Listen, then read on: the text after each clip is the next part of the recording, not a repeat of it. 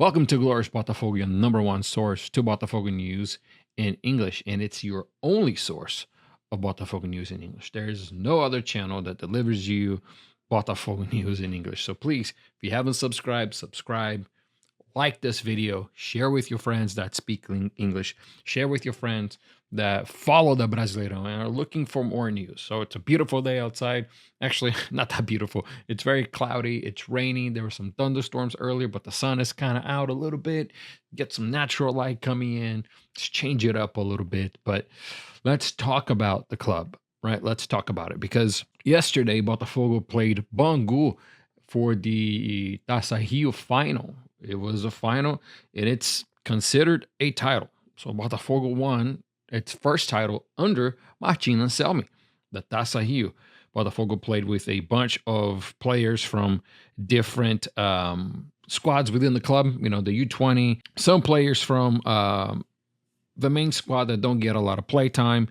We got to see Edenilson play and score a goal. We got to see Tuco Correa play. Caio Vale also scored. Tuco Correa scored as well. And we got to beat Bangu at home at the Newton Santos for this final. But, it's all nice and cool, I guess. Alex Telles and Barbosa, once the trophy was given, for the players to lift, they gave the trophy to Caio Vale that was able to lift it all up, to lift up the trophy. He was a captain, for most of this Carioca run, especially for the younger players that have been playing. He got to be the captain. Justino got to be the captain, and he got to lift the trophy. It's very cool. It was awesome to see what leadership within the players did to other players that are up and coming. So nothing more fair, and that was great. So if you're wondering, I'm wearing the Botafogo, the goalkeeper home jersey, and you can get that at Foot Fanatics. You go to footfanatics.net, not .com.br, footfanatics.net. This jersey right here, I also have the purple jersey.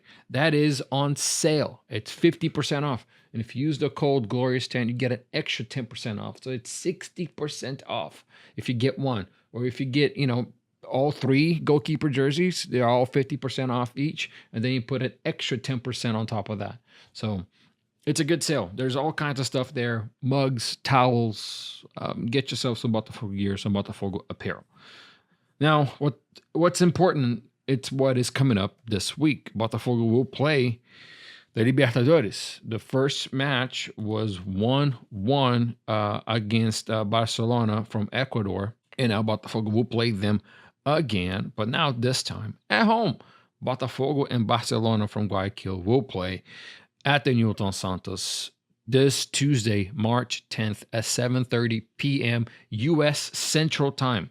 So this is going to be a very important match, and it's a match that's going to dictate, the next few months of the club, because if we win, we get into the group stages, and now the club has a major objective for the season, which is the Libertadores, and then the Brasileirão and the Copa do Brasil as well. But the Libertadores, as you guys know, is very important. It's a very big trophy. It gets the club points towards going into the World Cup of Clubs. That's going to be in 3 years. Botafogo made history in the last one by beating PSG, moving on to the group stage in the group where there was PSG, Atletico Madrid, and Seattle Sounders. Botafogo made it out of that group. So this is very important for the image of the club. By being in the Libertadores as well, the club gets included in video games, and I've talked about this before, how it is important to be included in these video games for the younger generation, for the younger crowd, especially the international younger crowd. It's very important. So this it's a lot on the table Tuesday. A lot on the table. So Martin Anselmi has more players available now. He was able to play these players in the Carioca, to rest the starters. So let's see what's happening here. As far as players are concerned, we have new and old familiar face. Junior Santos is back at Botafogo. Junior Santos was announced by the social media of the club, by the website. They have shirts, Junior Santos shirts. So he is back. The crocodile, the lightning god, Junior Santos is back.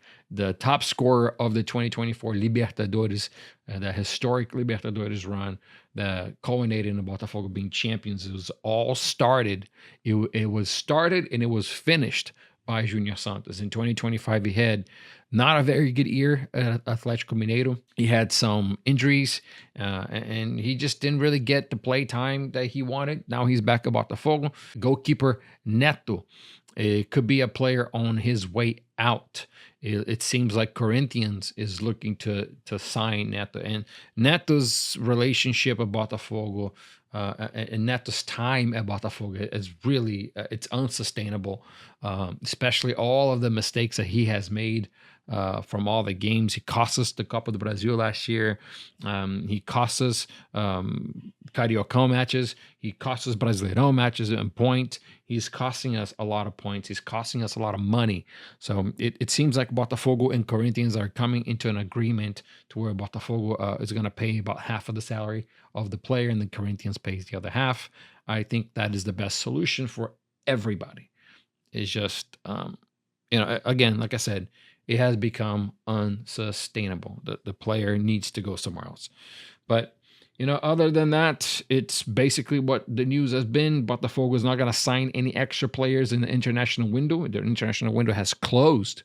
There's no more. So it's going to be whatever is in the Brazilian window. And we all know that the middle of the year, the summer window, is the window that Botafogo is really active in.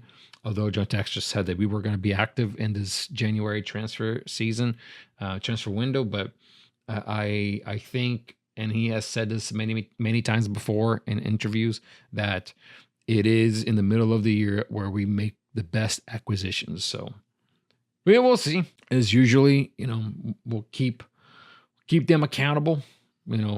Promises not made and things that they said that have not come true.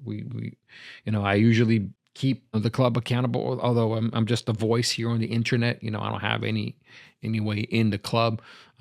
Tristan as well, when we do the podcast, we hold the club accountable. So we will continue to do that.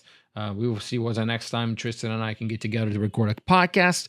But until then, we will talk about what happened Tuesday on the next video.